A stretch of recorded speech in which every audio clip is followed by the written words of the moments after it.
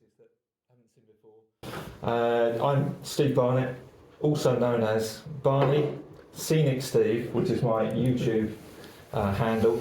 And thanks to the club, I've been called Cyclone Steve. And Bushwhacker Steve, for good reason. Thank you, Paul. The Cyclone Steve is generally because I tended to go out when it's a little bit windier than when some others start. Stand at the front so we can see you, come on. Sorry mate, no, I've got to be in control of this, so apologies Paul. So yeah, tend to get up when it's a little bit windier than when some people prefer to fly. So thanks for the club for having us tonight, and also thanks to the Southern Club for having me and not kicking me out so far. As you know, or as you might know, this time last year I was still doing my training with Fly Sussex, and thoroughly enjoyed it. Got through the course, and now this time this year I'm up to just over 130 hours. So from 1st of May to now, was that 9-10 months, managed 130 odd hours in the air. Quite a bit of pushing out against the wind, which sometimes helps at that time up there, but and quite a few moments of working quite hard to stay in the air and to do the right thing to avoid injuries, etc. During the talk I'm going to go through a few subjects here. Initially going to go through my background, so I'll give you an idea as to how I've managed to do those hours, what's assisted me to do those hours, a little bit about my training, possibly where some of you guys are at the moment, my progression to kind of fast track me towards those hours, the kit that I kicked off with, and some of the wings, harnesses, bits and pieces that I've got now, and we can perhaps have a chat about that. Some of my memorable flights, and what I've got on here, I've called it mishaps. Oh yeah, you're right. So not as we know, not every flight goes. Hey, all right. Not every flight always goes to plan, and then towards the end, going to go through what's next on my paragliding journey. So see what's in store next. So my background, so I know I probably don't look it to everybody, but I'm 55 years old. Born in Lewes, lived in Ringmer, so just beyond the wind turbine over in Ringmer, and went to school there. Been married for 30 years to Julie, and I've got two girls, 25 and 26, who no longer live at home, which again is kind of a benefit, as we know, to getting out and getting on the hill. Retired from the police 5 years ago after 30 years service, 17 years of that with Bob in Sussex, and then transferred over to the Met Police. So in Sussex I was predominantly at Gatwick Airport carrying the firearms, and then moved on to the Met Police, where I was part of the Counter-Terrorism Command, and my role there actually involved dealing with terrorist investigations, bomb scenes and improvised explosives. So you can start to get to understand the way I click, the way I work, and that danger doesn't really cause me too many problems. Well, it didn't for 30 years anyway. My last 8 years, I was actually a military liaison officer within the police, but still assisting with the military with their training some of their specialist units in the military for their IED retrieval from overseas. Quite lucky with the police, they sent me overseas a few times, managed to get out to Cyprus, Sudan, and a bit like Eve, got to some of the nicest countries in Africa, Sudan, Ethiopia, South Africa, and I think I might have been misbehaving because they sent me to Nigeria twice.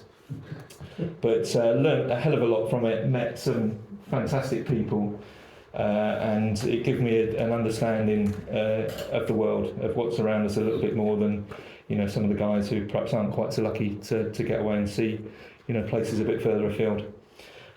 Since retiring, I live in Paradise Heaven in Seaford. So that's the view out of my back windows towards New Haven launch. So I've got the view of New Haven straight ahead. Out the front window, I can see if people are getting high. That's not on cannabis. They're getting high up in the air at Firle, and over the car park I can see if Eve's up over high and over, if he's got some height over there. So I've got a nice 360 view of the scenery around the places where we fly here. So pretty lucky there, and again, location has got a lot to do with how I've managed to clock up those hours in such a short time. I can actually get out and have a look at what the site is like without having to refer to the Telegram groups or the weather forecasting. I can actually get out there, take a look, and get back into bed if it's no good, or get up into the air if it's decent. So again, a little bit about my background. Quite sporty. Played cricket and football for Ringmer, and also represented the police at cricket, with the highlight being playing in the Police World Cup in Perth in Australia. So nice to get sent out there on taxpayers' money to enjoy a little bit of time out there. I've got a really addictive nature, which again is good for paragliding, and can be pretty OCD, which assisted with my role within the police, because I was actually an exhibits officer there, so it was quite good for keeping an eye on the numbers of exhibits we had. So in the 2005 London bombings, we had 60,000 exhibits between four of us to get those items to and from court, and to keep an eye on them before they were required at various stages in the investigation. I'm also a very slow starter, so I struggle sometimes with verbal instructions. That's one of the reasons why I'm actually reading this now. I've gone through it a few times, couldn't remember all of it, so I'm actually having to read it out. So I'm a little bit of a slow starter, and Scrappy at Fly Sussex found this out, because he wondered why I kept landing downwind all the time and visiting places that other pilots didn't get to see quite as much as myself. But I think I had probably a more entertaining and a better time than a majority of the guys out there. So I do get to see some places that other pilots, that the average pilot probably doesn't get to see. But my addictive nature, competitiveness and stubbornness can also work in my favour. So I end up pretty much doing okay. What got me into paragliding? Living in Ringmer, so going past Mount Cabe and Firle, looking up at the lucky people up in the air with those coloured wings. That's kind of what got me into paragliding. I knew that one day that's what I wanted to do. I had to wait 55 years to do that, but boy, has it been worth it. I've thoroughly enjoyed it from that first time my feet left the ground. I was lucky enough to do a tandem flight in the Alps back in 2017, whilst we were on a family ski holiday out there. So it was the first sort of taster. And then when that opportunity arose last year, I took it with both hands. End of 2021, I was in a little bit of a personal rut, so I wrote down a list of things that I wanted to do, and top of that list was paragliding. That was my 2022 challenge, and I wanted to try and accomplish as many of those things on that list as I could. Unfortunately, paragliding was the top of the list, and it was the first one that I did, and I haven't really done any of the others, but I've done some paragliding. Okay, I'm just going to play the video if it comes on. So that was me just jumping off the hill in the Alps, strapped to the guy behind us. You see right from down there, we're going to grab a seat. Let's get some sound on this.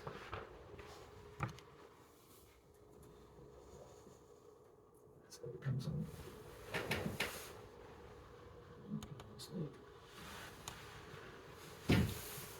Try again. It should be on there. Your speaker not working, Steve, because it turned off. Has it turned itself on? Just play it. If it has, it will play on your laptop. Bowers, my first year. There we go.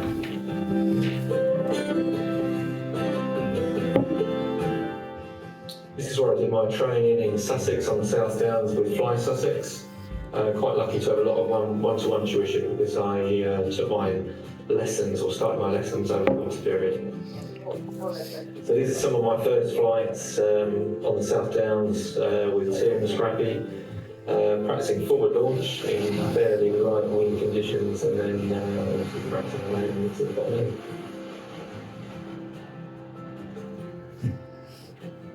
My first wing was a Ozone Mojo 6, which is a really safe wing and pretty good for landing.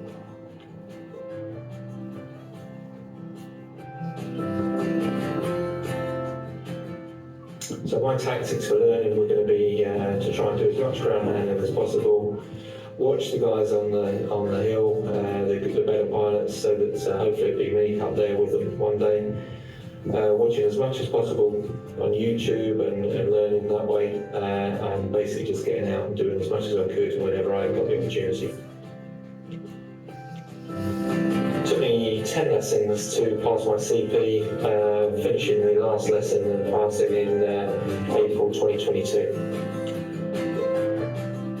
So completely addicted, and this is where the fun really begins. Joined the local Southern Hang Gliding and Paragliding Club, and already a member of the BHPA.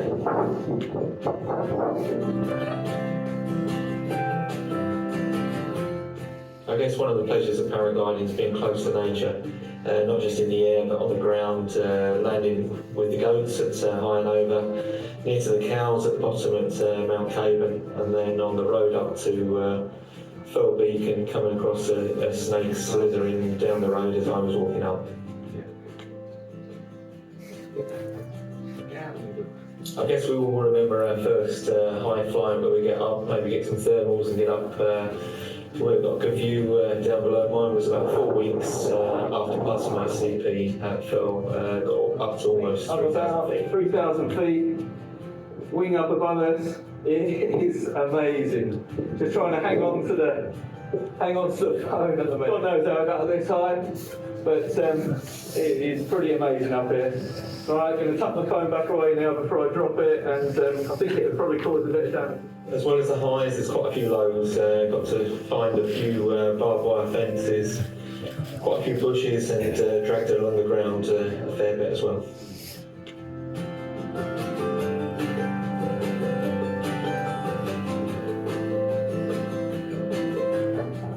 Now, late May, I met a guy at Fell called Gary, who has been massively helpful with regards to my paragliding. Really picked up some good hints and tips from him. Purchased his BGD Epic from him, which again has really improved my flying, and spent many an hour on the hill together.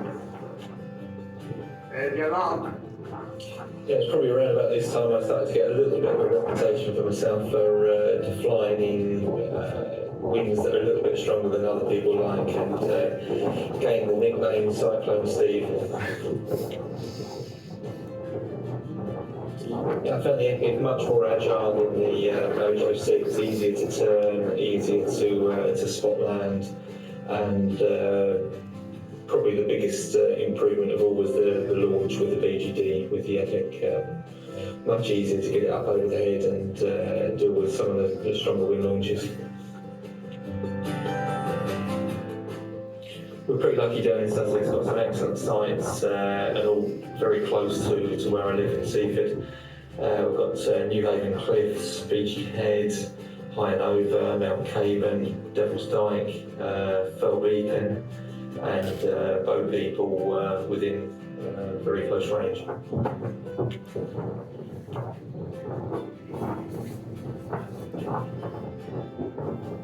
Yeah, over the year I managed to increase the time I spent in the air quite a bit.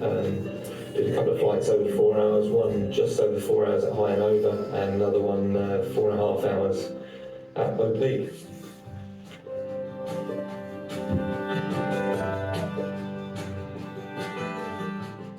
At the back end of July, managed to get my first very mini XC flight in. Flew from High and Over back to where I live in Seaford, only about 3 miles, but great fun. Yeah, another pleasing flight in 2022 was flying from Bo Peep out towards Eastbourne, and then against the winds, against the northeasterly, did a right and managed to land and fly shortly for a short period of time at High and Over.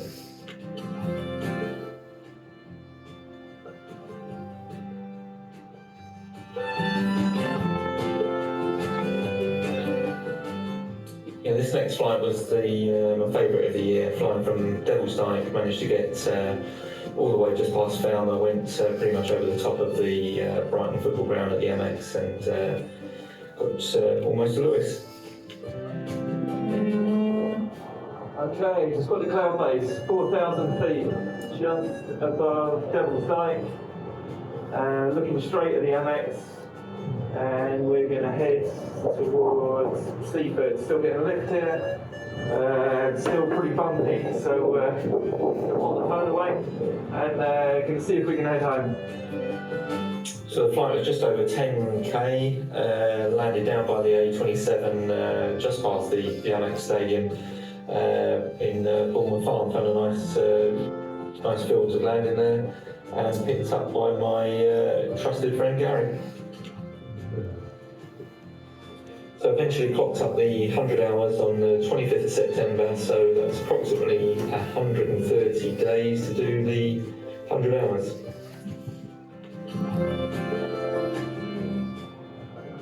That's 2.5 hours at Pearl today, just up about 700 feet. Some punchy thermals going through, pretty strong wind, but having fun. So what's that? Getting up towards the 98 hours, so just short of 100 hours now. Great views up here today. So really good views. Having fun. Just over the Fly Sussex well.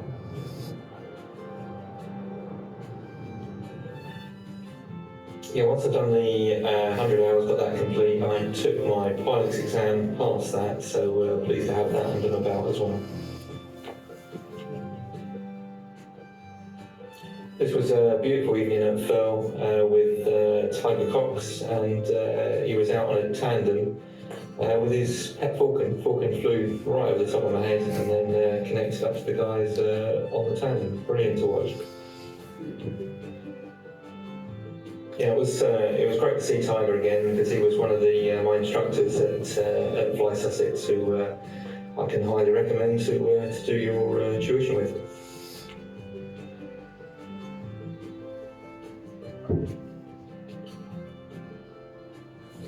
Last portion of the video, just going to show you some of the time that Gary and I spent together on the various hills. We come up with a few challenges for each other, and generally just had a good time, and hopefully improved our flying skills quite a bit.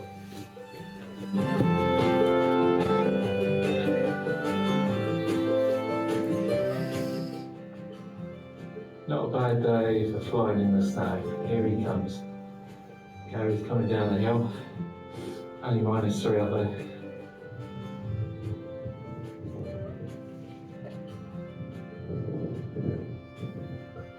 So you're going to get a top landing here. Let's have a look. Yeah, come on in for a nice top landing. You might just get this one in. Yeah. Floated out.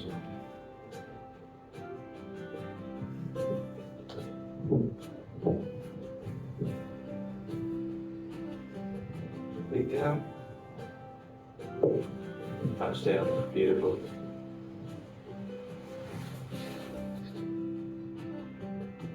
Nice.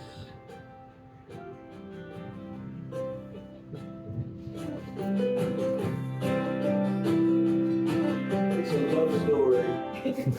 Meet my new spot landing You're challenge. just jealous, Steve. Gary's coming down. Tracy. So it's just You've got about 100 feet to go. He has got this to beat. The good thing is, the wind keeps changing direction. He's got 10 feet to beat. He's got no chance whatsoever. This is Steve coming in for his accuracy landing. He's already beaten me once today. I think he's going to beat me a second time. I'm going to blame that on me testing a new wing and see how he does. I think that he's going to be mine today. Testing it off. Two turns. Not doing too bad for a copper.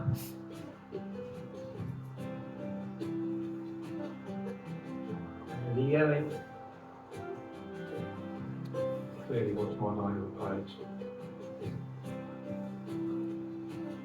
Using principles.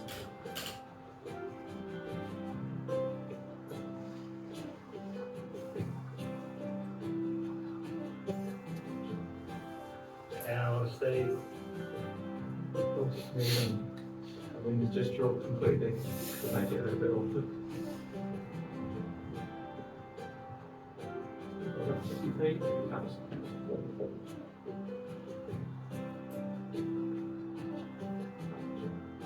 Don't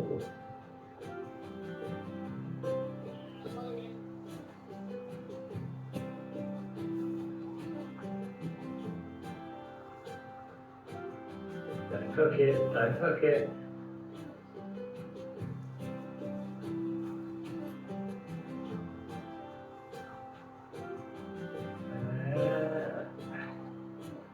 And he land on his feet.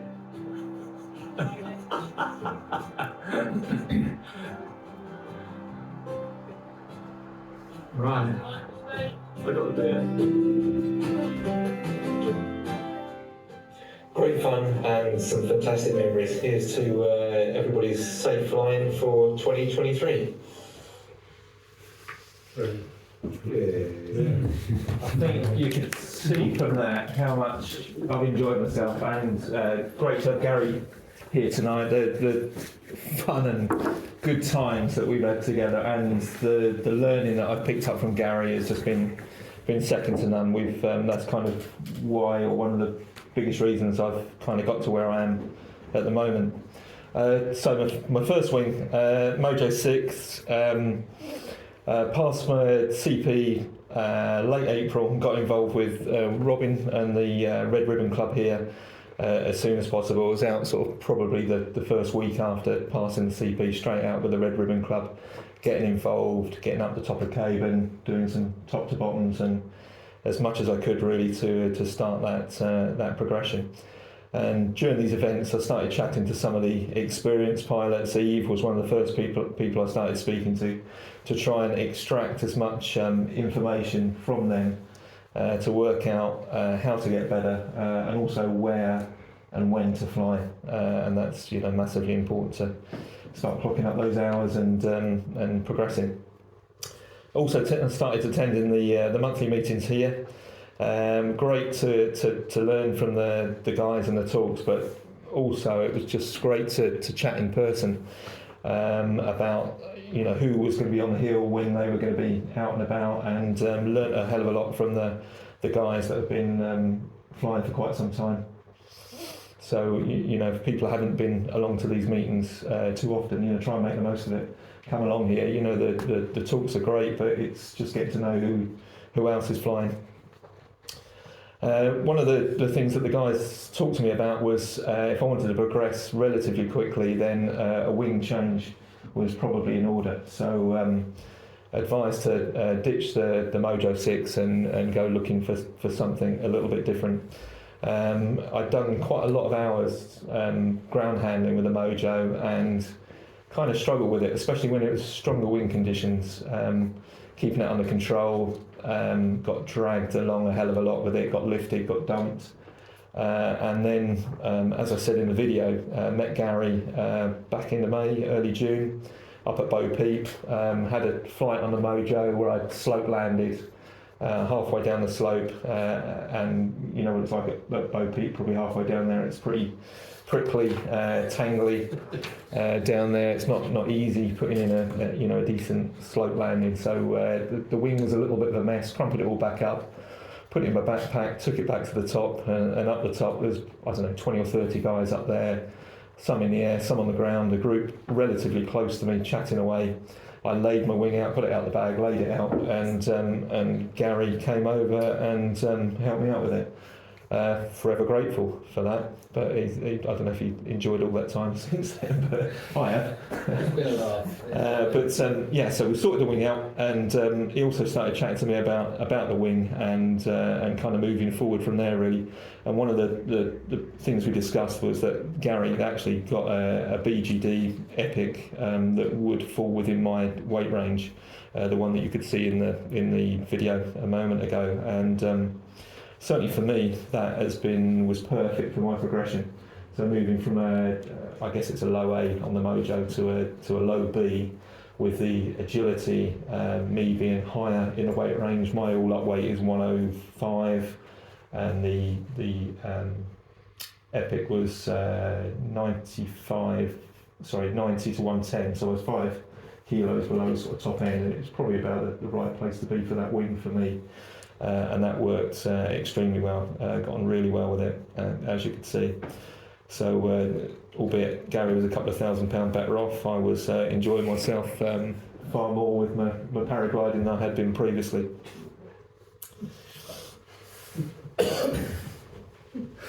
So that's one of the first times out with the Epic. Took it next day after picking it up. Took it to the top of Cavan and done a top to bottom at 6:30 in the morning. That's how keen I was to try the thing out, and it felt really good. Got it up there, and then the next evening, my wife and I stayed in the camper van up at Firle. Got up again at 7 in the morning and done 2 top to bottoms there. And persuaded her to take a couple of photos of us that I could sort of pop out on Facebook and everywhere else to show my new colourful wing that Paul has probably taken the mickey out of ever since. But Maybe a little bit. It only looks like a Lego kit. That's not really. the good thing about a wing that colour, everybody can see you coming, and they tend to get out of your way if you're heading straight towards them. So not like some of these like blue and white wings that are maybe camouflaged to the sky. So It's the brown and black ones I don't like. it certainly worked for me, and I thoroughly enjoyed flying it, and I'll let you know about where I've moved on to since. So yeah, done those top to bottoms at Firle, and now I've got the piece of kit that I want or that will enable me hopefully to progress a little bit quicker. What I've done next, I've written down 10 aspects, 10 things that have been good for me and my progression. I know there's a lot of experienced pilots in here as well. They probably resonate with you guys, but if there's anything else, we can maybe have a chat about that soon. But again, if this works for any of the newer guys, then hopefully it kind of pushes you in the right direction. Most of it is common sense, but it's worked for me. So initially, find somebody you want to fly with, and if that person you'd like to be able to trust them and spend time with them. So with Gary, 1 out of 2 is not bad.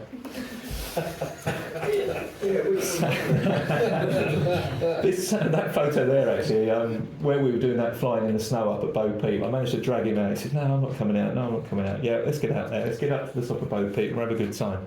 Get him up the top there, and you can see he's a happy person up there. The only reason I came out was to see your drag marks. And that's what I was going to say. That's what he's laughing on there. I've just shown him from the day before when I went up there. It was stronger wind, and my marks in the snow were still up there from the day before. Right, they've been dragged along the snow like a husky, about one foot off the ground, and ended up about 6 foot short of the barbed wire fence on the far side. So, and the marks were still in the snow up there, snaking across the snow.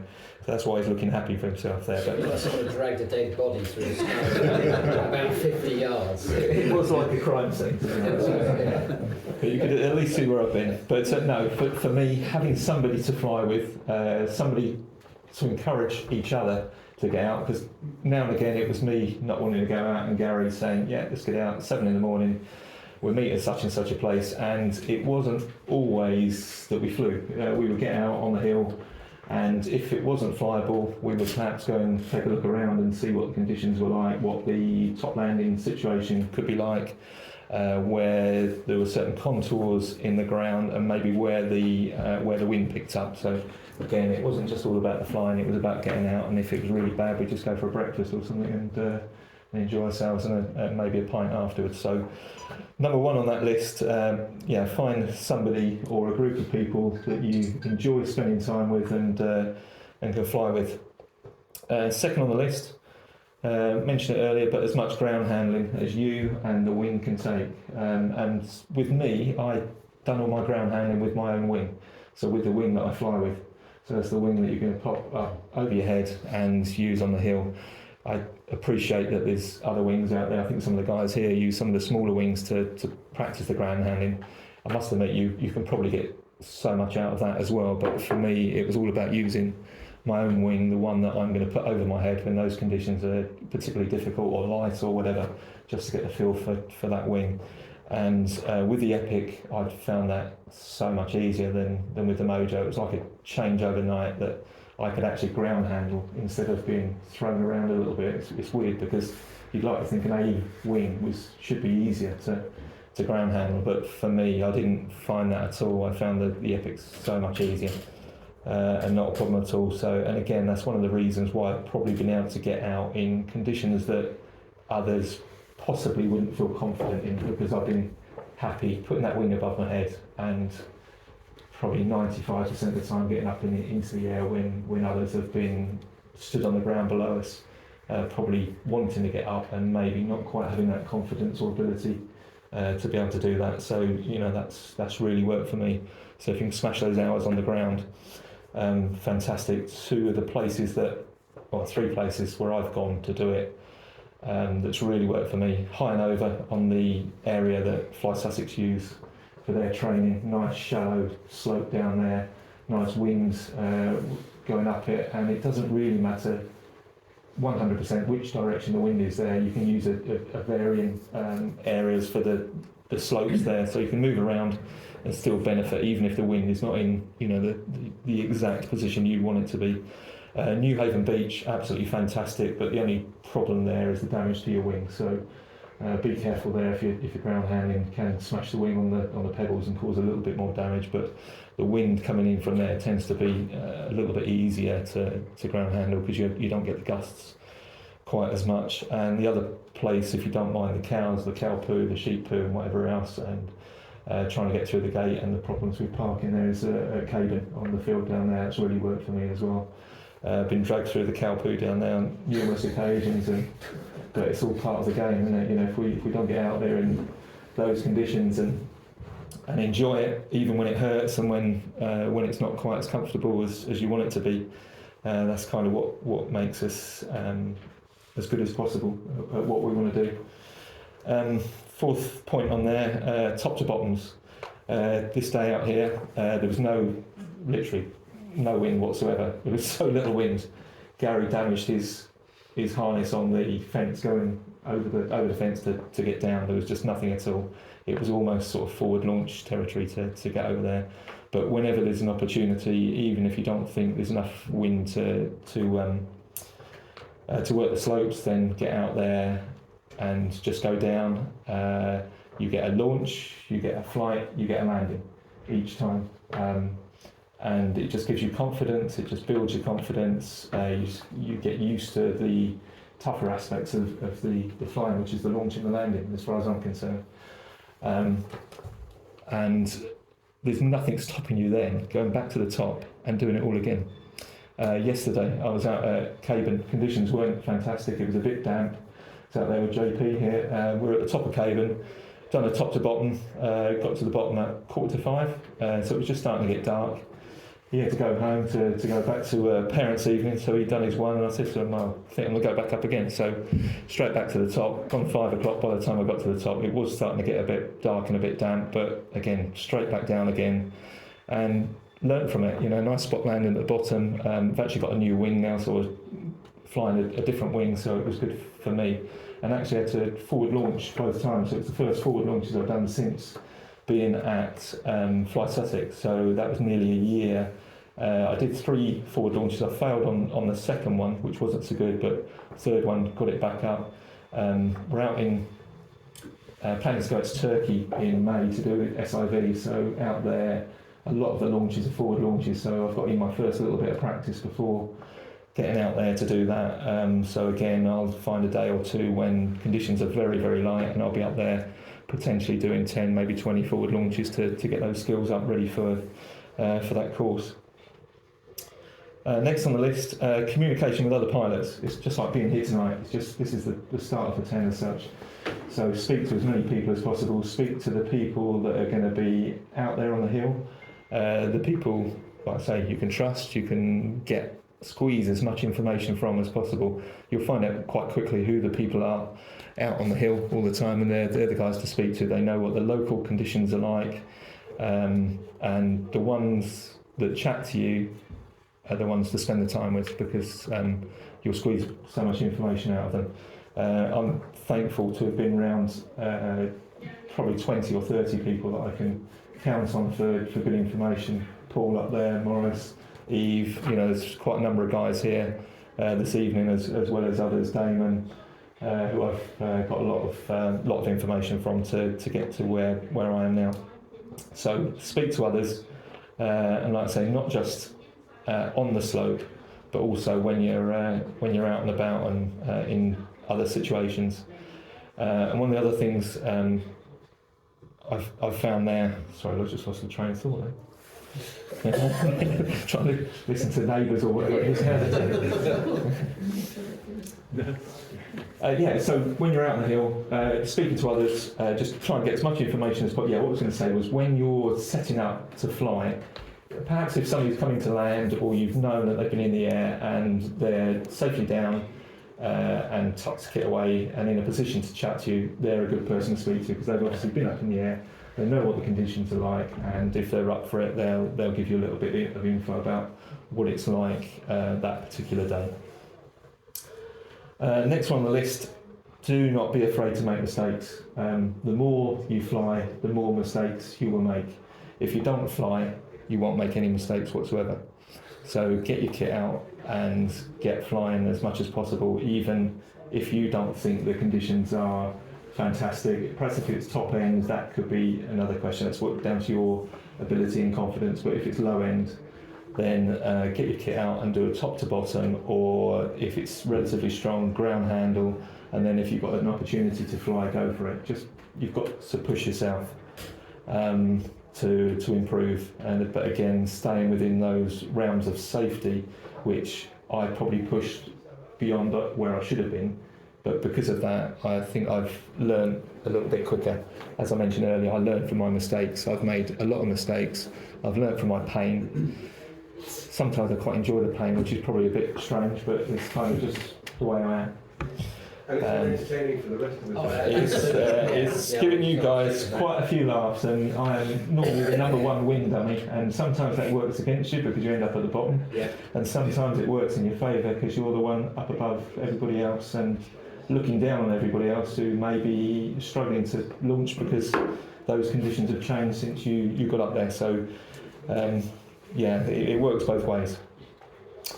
Next on the list, don't be put off by weather forecasts, and the wind on the hill can be massively different to what we see on our Telegram messages or on the Met Office or Windy or whatever other apps that we use. So like I said earlier, I'm quite lucky to live nearby, but if ever anybody wanted to message and say, Steve, what's the weather like or whatever, locally it wouldn't be a massive problem. The Telegram group is fantastic for people who are actually up there, but the big problem with that is that if somebody gets on the hill, they're generally in the air, and therefore they can't pass those messages once they're up and in the air.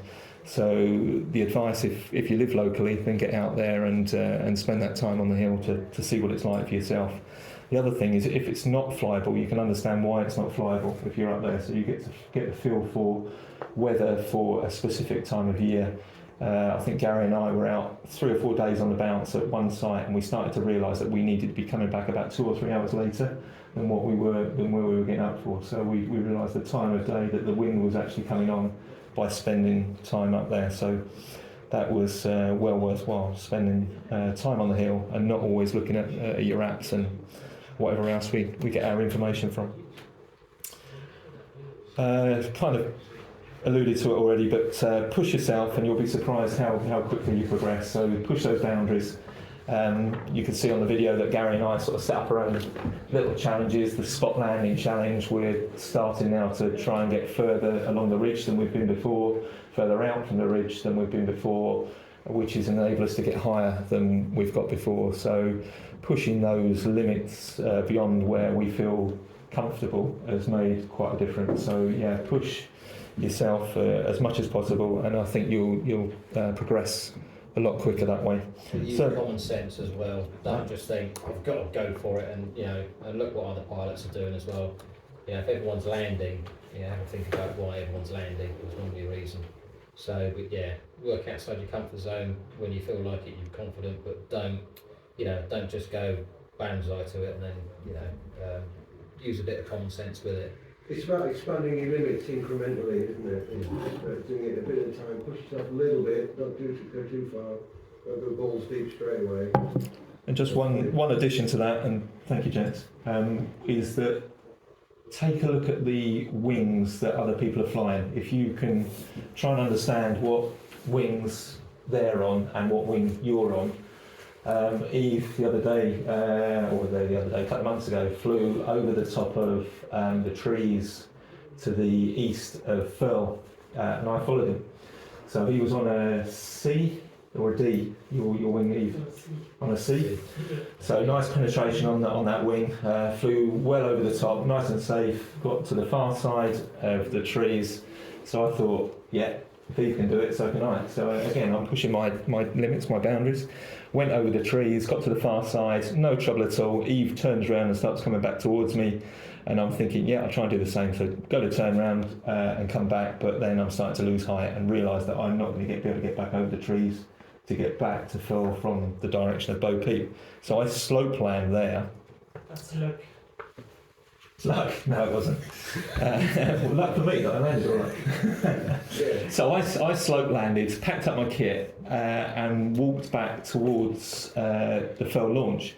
On the way back, there's a guy pretty much in the trees on between Firle and Bo Peep. So I went over, had a quick chat with him, and he'd looked at me and tried to follow me. So I followed Eve, and another guy's followed me. And I'm not going to mention any names or anything like that at all, but this guy was literally just straight out of school pretty much, and he's thought, well, if those two guys can do it, then so can I. And he was on a wing, I was on my low B, Eve was on his C. So that kind of, hopefully that makes you guys understand that try and keep an eye on what wings are doing things, and if you know with regard to communicating to other pilots, they can let you know what skills they've got, what experience they've got, so you start to understand what colour wings to look out for in the air, what they can do, what they can achieve, and what you can safely achieve as well. So again, like Gary says, do things within your limits and one step at a time. So obviously we don't want to be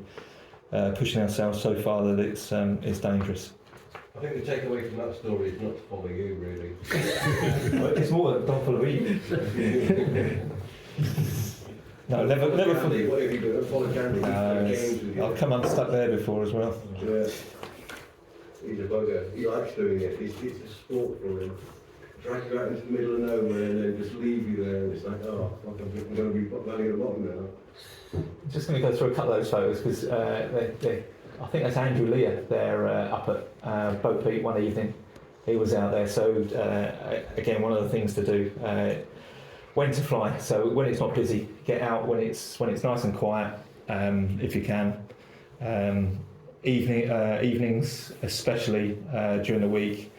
Generally, sometimes I've gone out there and flown for 2-3 hours and there's been nobody up there whatsoever pretty much, and the winds have died down quite a bit. It can be nice and gentle. Morning flights again, pretty decent, although sometimes the wind can be a little bit different and difficult to predict, but evening flights have been perfect. And if you can avoid the melees at the weekend, again, that can be quite beneficial so you don't get caught maybe at Devil's Dyke or at Firle where it's particularly busy.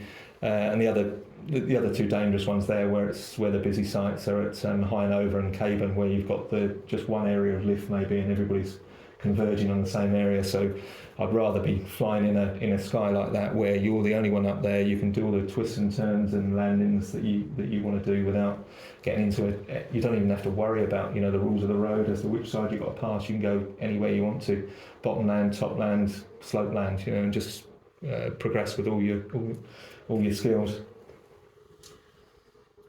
That one there, that was a week or so ago up at Caban. So again, this is where I was mentioning about the weather. So it was showing flyable, but you get up there and that low cloud was there. So that stuck around for a couple of hours. We had a good chat with Tim Bradshaw, who was also up there. So great to meet Tim. Good to have a chat with the other pilots, and then it was pretty spectacular just actually seeing the cloud formation up there.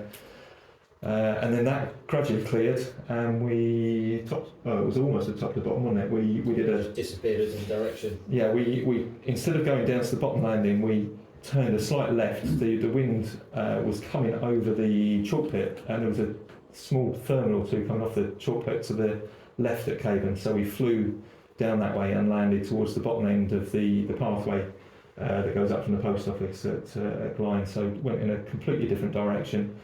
Learnt again from it. Nice to do something slightly different. We didn't come down on the landing field. We didn't have to walk back along the road at the bottom. So again, really enjoyable. The weather there was weird, great to see, and good to get some photographs there. That was my leg at Caban, where I kind of learning from the mistakes. I'd flown down the hill to the bottom of the hill, towards the bottom of the airworks field at the bottom, landed safely, and then I started looking at a few of the other guys who were using their wing to get them back to the top. So, and I thought, with my week or two's out of CP, I could do the same. So I turned the wing round and tried to use the wing to pull me back to the top of the hill using the wind. And next thing I knew, I was flying again. And flying towards the barbed wire fence at the bottom. So I learnt a lesson there to wait until you're proficient enough to do those things like the better guys, the pros. So went through the barbed wire fence, ripped my trousers, ripped my leg, ripped the harness, but I carried on flying at the end of the after through the rest of the day. And again, getting Gary to the top of the hill and a bit of progression. Next piece here is just about preparation, so making sure that all your kit is good, working in order before going out on the hill. So instead of getting out on the hill and your wing or your harness or any part of your kit is not ready to fly, just making sure it's all good, ready to go. I've made a little adaptation in my garage so that I can hang up my harness in there and try it all out before going out there, so any adjustments I can make before getting out on the hill, and saves wasting any time before getting out there. And lastly on this section, enjoy your own journey. Try not to compete with others, so just go at your own pace. Enjoy what you're doing. I appreciate I'm going at a fast forward pace, but it's only because I've got that opportunity to be able to fly as much as I have. Others, just enjoy what you're doing out there, and don't compare yourself to anybody else out there whatsoever, but just enjoy it. That's about halfway. Do you want to recharge your glasses and I'll chat a little, or use the loo because I think Paul's bursting. Thank you. And I'll start again in 10 minutes or so.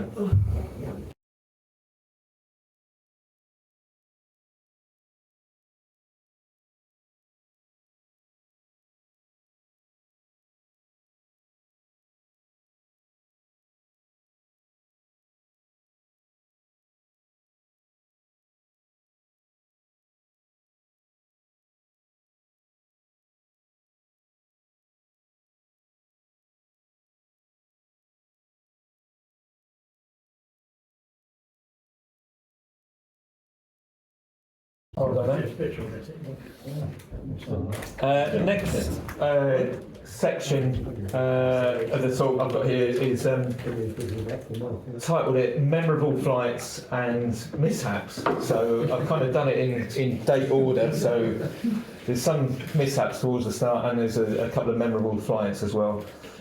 So kicking off with Phil Beacon on the first one. It was a little bit in the video I did earlier on. So this was the 27th of May 22, so about 4 weeks after I passed my CP and got out flying so properly as such. Top end conditions, I was still on the Mojo, still had the red ribbon on the back end of it, so still a target as such. I was flying that day up there on the hill was Ash Willis and Brian Greenwell, so it was just three of us up there. It was good thermals. Ash and Brian soon got up to a couple of thousand feet above me, so they were well out of sight, and there was me doing the usual, floating around a couple of hundred feet above launch, and then all of a sudden, whack, got hit by one, and I'm up at 2,500 feet as well. So first time I'd been up there. I think you could see from the video how much I enjoyed it, how much I was kind of stunned by it, getting up that high and witnessing it for the first time without being in a jumbo jet or a large aircraft. It was quite something. So thoroughly enjoyable. Anyway, the other two landed, and I kind of stayed up there for as long as I could, and came down about an hour or so later. So absolutely thoroughly enjoyed it. Managed a good top landing as well. So that was good for me. And then had a chat with my two new high altitude thermaling buddies at the bottom about my flight and how good it was. So that was it. And then it can bring you back down to earth pretty quickly. So straight after that, I thought, let's give it another go. So I went to launch. Unfortunately, the wind had picked up a little bit. It had gone a little bit more westerly, and I launched from right round the far eastern side of the bowl at Fell, and I got dragged into the bushes. The bushes caught my reserve handle, my reserve deployed, and I'd done about 50 yards on my backside. So ended up with my tail between my legs, thinking I was a sky god, and I was well and truly grounded after that. So that was my first trip to the loft, to have everything put back together and repaired. So I'd had my best flight and my worst flight, not that I got off the ground, on the same day, 4 weeks after CP. So lesson learned from that one, that conditions can change quite quickly, and just because it's almost perfect, at one moment it can change and go drastically against you, fairly quickly after that. Next moment in time is this one. Thanks to Gandhi for the photo, and I think Paul's got a few floating around that have been edited and adapted that he's put a few comments on as well. So see him if you want some other close-ups of this one. So this was 21st of June 2022 at high and over. Wind was around about 7 to 12 miles per hour. And in the morning I'd actually flown at Bo Peep and done quite a bit of flying there. About 6 launches, 2 of which were top to bottoms, and another couple probably lower end of the slope. So I'd done quite a bit of climbing that morning to get back to launch to fly again. As I mentioned, I'm pretty addicted to this and want to get up in the air as much as possible. But by the time I got to high and over, I was pretty tired, but I still wanted to fly. Got to high and over. Couple of launches, landed at the bottom, and then the third time I thought, blow this, I'm going to try and stay up as long as I can, and that was my mistake. So instead of turning towards the bottom on my third flight and bottom landing and doing the sensible thing, I tried to scratch around the bush, and I ended up literally in the bush, and I was about 20 foot down in the middle. I flew into it, my wing flew, as you can see from the picture before that Gandhi took, a wing flew over the top, and then a couple of guys thankfully ran down the hill and helped me get out. That took me nearly 45 minutes getting out of there, and I've kind of since perfected the art of using my harness to push down the bushes and climb over the top of to get out of, to extract myself from some pretty dodgy positions. And also thanks to this one, if he's watching the video later on, to Paul Denton as well, who had his work van up at the car park, and he had a massive great aluminium ladder in there that he managed to bring down all the way down the hill there and put across the top of the bush so that I could climb out and over the top of what was left of the bush that I couldn't get out of myself. So again there, the lesson learned was that, fly to the bottom, do the sensible thing, don't try and do something that gravity won't let you do. Next moment, it wasn't this picture, but it was at New Haven Cliffs. There's one witness to this who's in the room, and he can stay fairly quiet if he wants to. Who's giggling in the background at the moment. It was top end, 10 to 15 miles per hour, and New Haven is actually my nemesis. Even though I can see it out of my lounge window, it's the one that gives me the heebie-jeebies, and I always am quite nervous when I launch from there. I'm also not going to blame Tim Bradshaw, but he's the one that caused this, because I looked out my window and I saw a wing flying at New Haven around about 6:30, 7 in the morning, and I thought, well, if somebody's up down there, then I'm going down there. So I got down there, and as I mentioned, it was pretty much top end. Used my normal sort of launch procedure, got the wing out, popped it down, held onto the seas, and I could feel myself sort of holding onto the seas a little bit tighter than normal, and then I went for it. And the wing went up over my head, and I think within 2 seconds I was in the bushes at the back of New Haven launch, having not touched the ground. I didn't even have a chance to turn, so I'd literally flown from the launch area at the front of New Haven into the bushes. Probably a good thing that I didn't land on the way over there, because it might have caused a bit of damage. Landed in the bushes, again, like at high and over, bloodied, bruised, but okay. It was way more than 15 miles an hour that day. I don't. Are you an expert witness? Anyway, I woke up in the morning at 8 o'clock, I'm sitting there having like my little chocolate bar, getting ready to fly, thinking about what the conditions are doing, whatever. And then I see Steve coming out of the bush, and I'm thinking, there's not a path through there. There's all this blood all down his mane.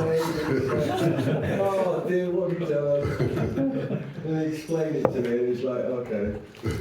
so Paul has just about summed it up there. There was one other aspect to that short flight as well. I got up there about 7 in the morning. I think Paul probably got there about 7:45, late starter. And there was a lady walking her dog up there, and I'd said good morning to her, and she could see that I was just about setting up to fly.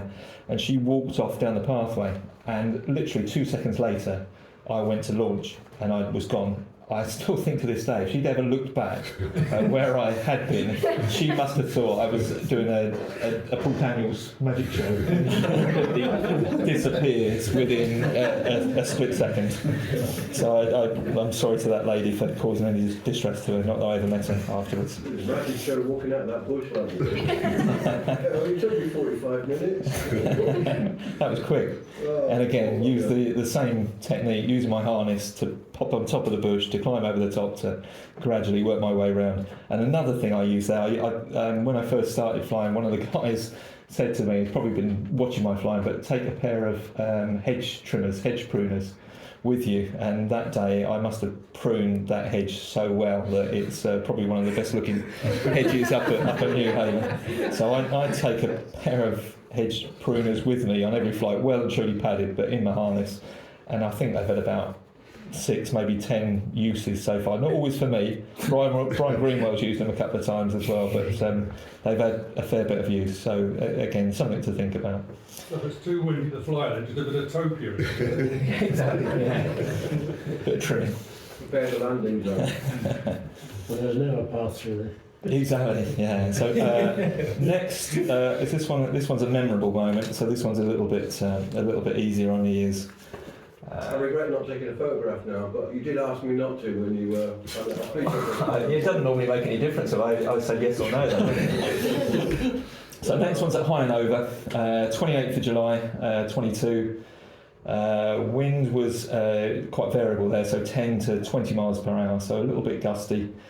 And 2 memorable moments in one day. Firstly, flying in the morning for 4 hours and 5 minutes in one flight, so up in the air for that period of time, and it was quite sporty actually as well. So I was having to be on my toes pretty much for the whole time, trying to keep the wing under control. Got up to over 1,000 feet and down relatively low at some points as well. So it was good to spend that amount of time there by myself. I don't think it was anybody else flying. I don't know why, but had the whole place to myself, which was probably quite helpful. But really got to know high and over during that flight as to what's good, what's bad, where's a little bit dodgy. But yeah, like I say, in the air for 4 hours, 5 minutes. Eventually having to come down to have a wee. So I landed on the far side, round the far side of the landing area down there. Coming to land, and there's a young lady there, and she asked if I needed a hand with my wing, and I just wanted her to go away, because all I needed to do was run into the bushes and do what I needed to do, and it was one of those times where I didn't need any help, thank you.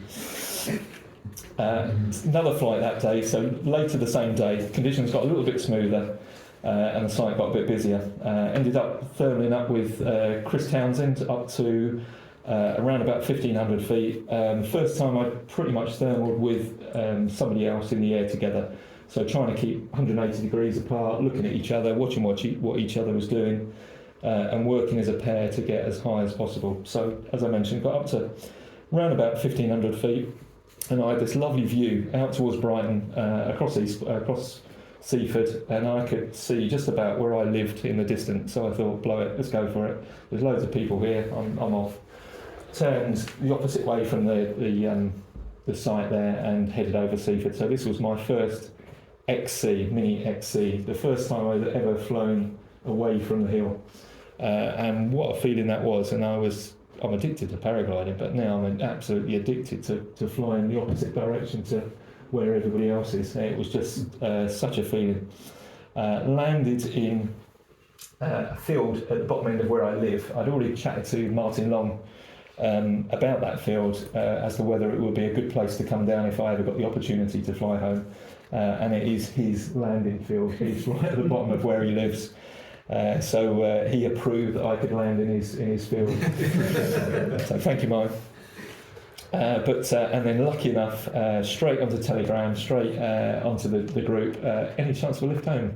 And then JP here, 3 seconds later, calls us back and says, "Yeah, I'll come and get you." So we just pretty much set up or got to High and Over. So I got a lift back to High and Over in the Tesla. So thanks again for that. And it's all a big team game, but I promise I will pay you back one day.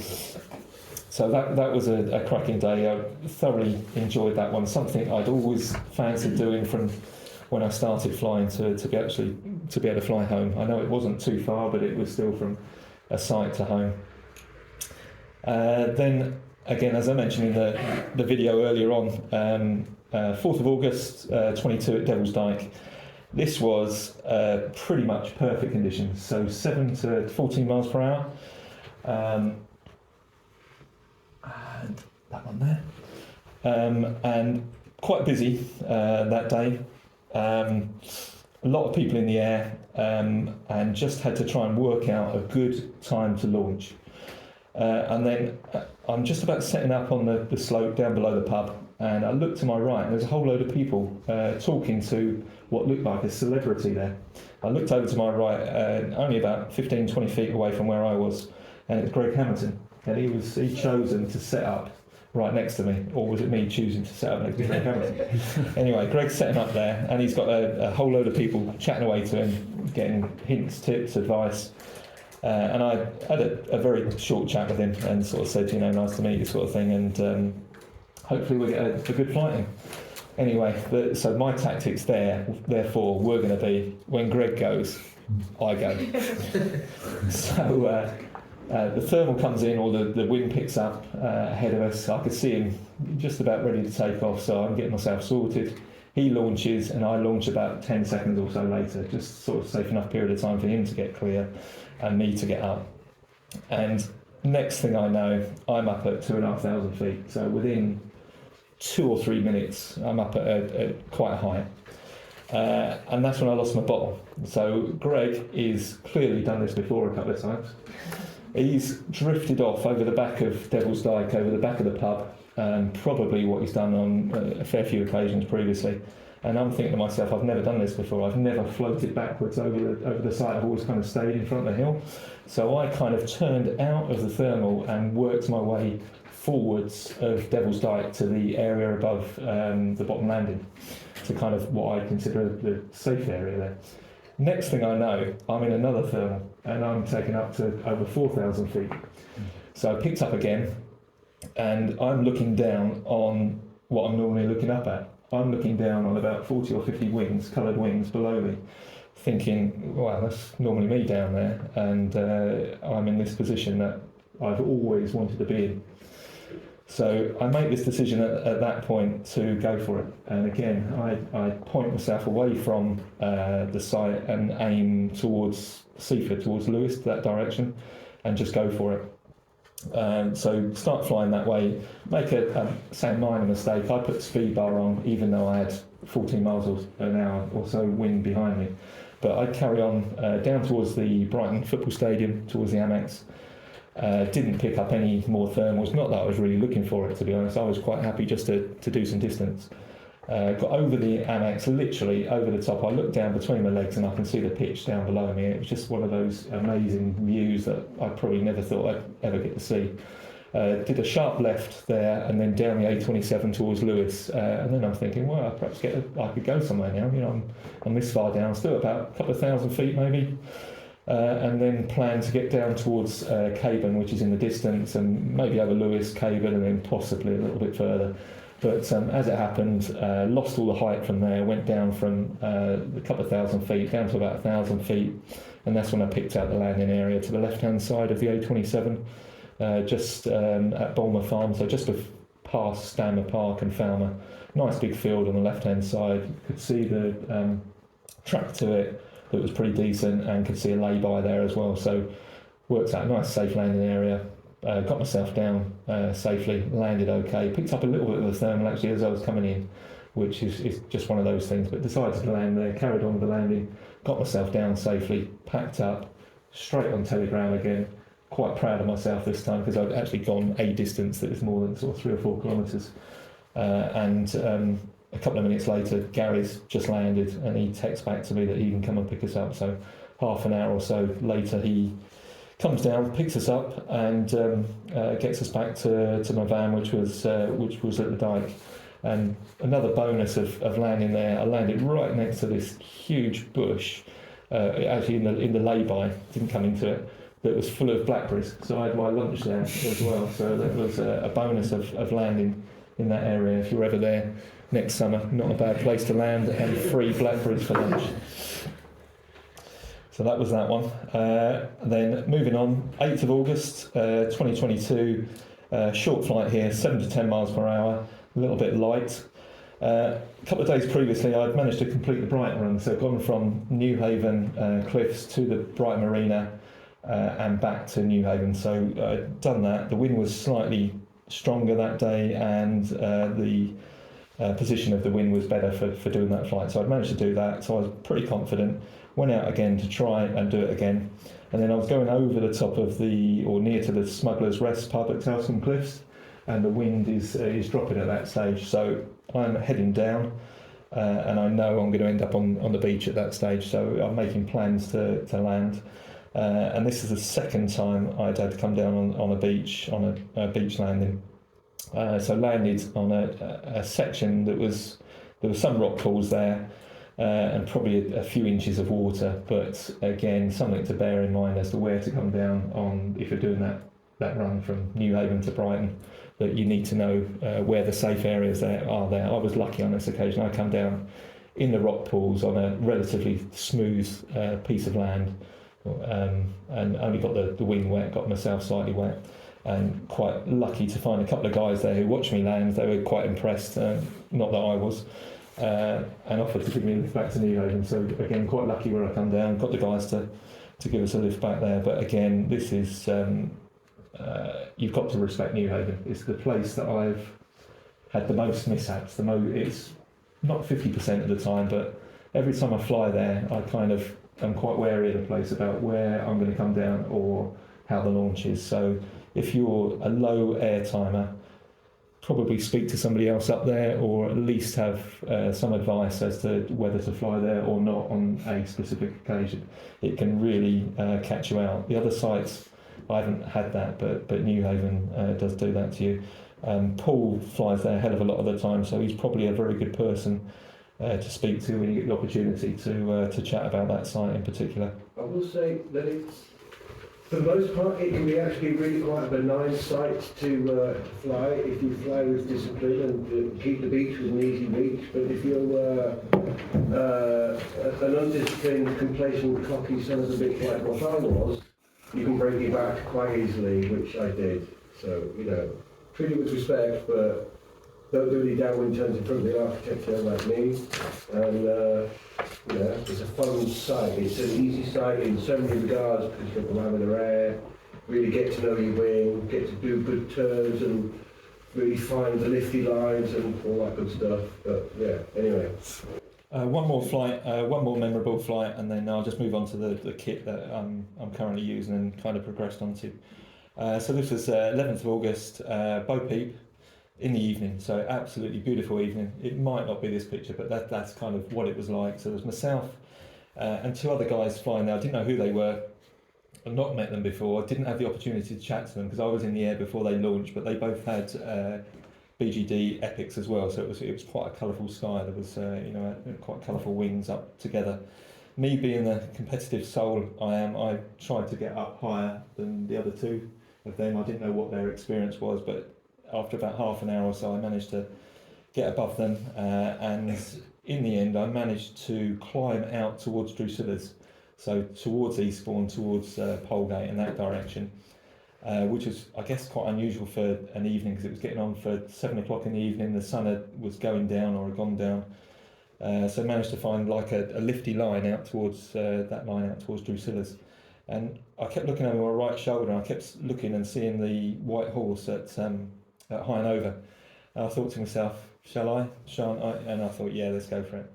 So turned right, sharp right, and headed towards high and over, towards the horse, and kept looking for options on the way over. I only got up to about 1,500 feet, so I wasn't at massive height, but thought I could get in there and land at high and over. So probably the most important part of this flight was just checking on the way there and that I could come down somewhere else if I didn't get too high and over. As it was, pretty much just about scraped it. So I was probably about 50 to 100 feet above launch when I come over the far side away from the horse at high and over.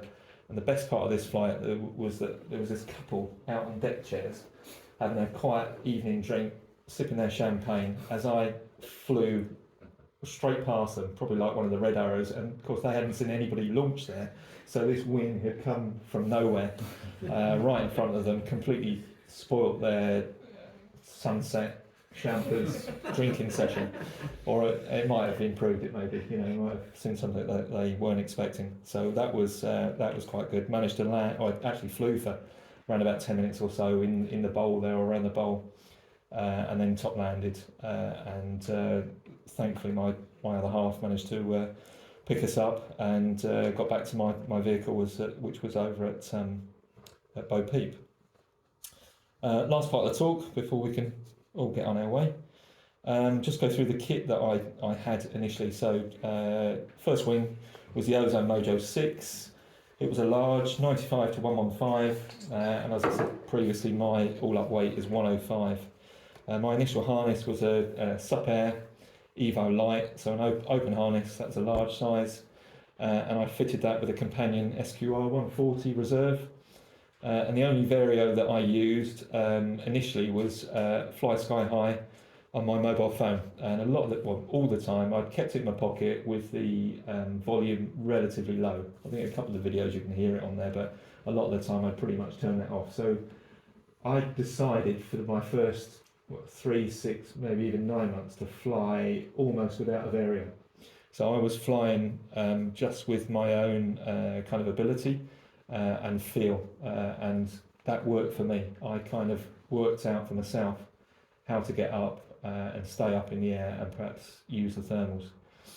A second wing moved on to the Epic, which was put me slightly higher in the weight range, and I've literally just bought another wing. So about a month ago, got a Gin Sprint 3. It's about 6 years old, so a little bit older, and I sit within the middle of the weight range. So the BGD Epic was a low B, and the Gin Sprint is a mid B. So it's not a massive progression, but it's slightly different, and I'm slightly different in the weight range there. So sit in the middle of the weight range. And a couple of weeks ago, started flying in a pod harness as well. So I've now got a Sup Air Delight 3. So as in the photo there, and that's the colour of my wing. So that's the wing to keep out the way of. If you see me going in a certain direction, don't always follow that wing. And bizarrely, a lot of people are put off by the pod harnesses. And again, it's food for thought. It's your own choices on this one. I've actually found it easier to get into and to fly with the pod harness than I did with the open harness. With the open harness, I would always have to take my hands off the brakes to get myself in fully, and whether that's me not getting the straps right on it, or just not fitting properly into it, or it's just the way I flew.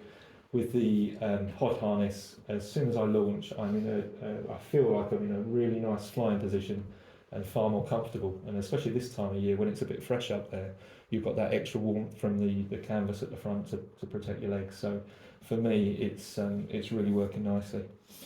I've also just purchased a Beamer reserve for that, which is the steerable reserve. So if ever I have to use a reserve, I've got a steerable one now. So if I did come down over an area that perhaps the terrain's not quite so good, I've actually got an option of getting away from that. So again, food for thought.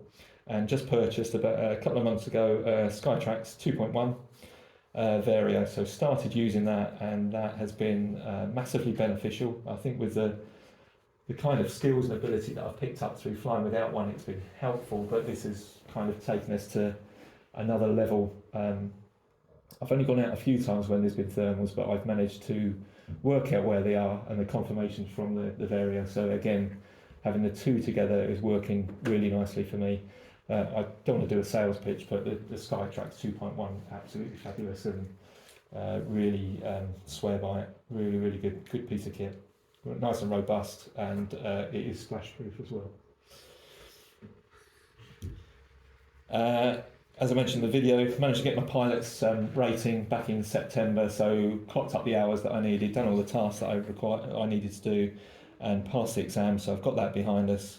And again, if anybody's getting towards that stage, mate, I don't know, maybe 50 to 100 hours flying, it's certainly something worth thinking about doing. The exam is not as difficult as you think it is. I put in about a week's worth of effort into that and got through it, no trouble at all. So again, if you want to have a chat with us about that, it's don't be put off by thinking it's massively difficult, and it's beneficial to your flying for sure. Last weekend did the club coaches course. Again, I've still got to be signed off by Robin and the committee regarding that, but again, beneficial to me. Learned a lot from it. Met some different pilots from other clubs, and again, I thought that was worthwhile.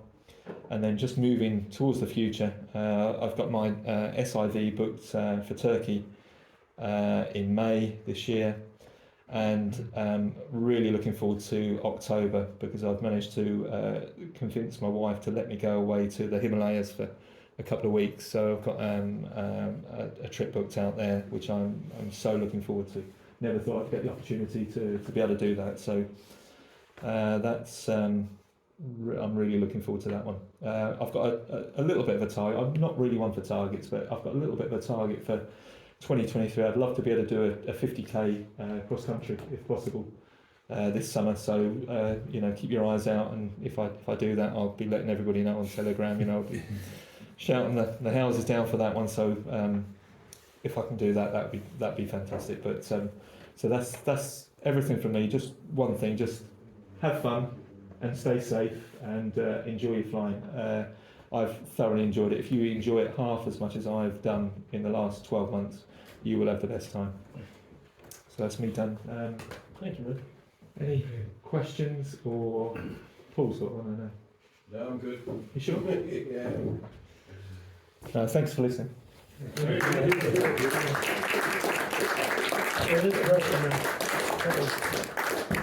You should tell them about the story about not flying like Jesus, though. Yeah, Paul assisted in my flying style. I don't know if you saw the video where I was, my style of launch was kind of more like this. And he said, "Oh, you're launching like Jesus." So he took me down New Haven Beach. I had about 2 hours down there to actually get this kind of position, which it did make a difference. So I can credit Paul with my improved launch style. You know about the club weapons? Yes. Yeah. So just to mention that Steve Kozinski, who is one of the really good pilots in the club, created this club weapons, and you can download the file on Telegram, put this on your instrument. If you use a flood like me or something else, it works equally well. And one of the fun things to do on these sites is to try to plug as many of these weapons as possible. And one other thing I realized when I tried to do this is I don't want to use my phone. But it's an additional complication. It's actually quite useful. So in terms of progression, that's one of the things that Andrew the club has done. It's a fantastic thing to do. And these weapons are some very close to the launch site, and some are a little bit more challenging further away. So it's actually a nice thing to do. And if you fly 100, 200 hours, you can actually get going at times to just be in the same area. So that gives a little bit of a target. It's quite interesting to do. Pretty close to Andrew for this. Lovely. Thanks, Eve, and thank you, everybody. Thanks for coming tonight. Thanks, Steve. Stay safe, mate.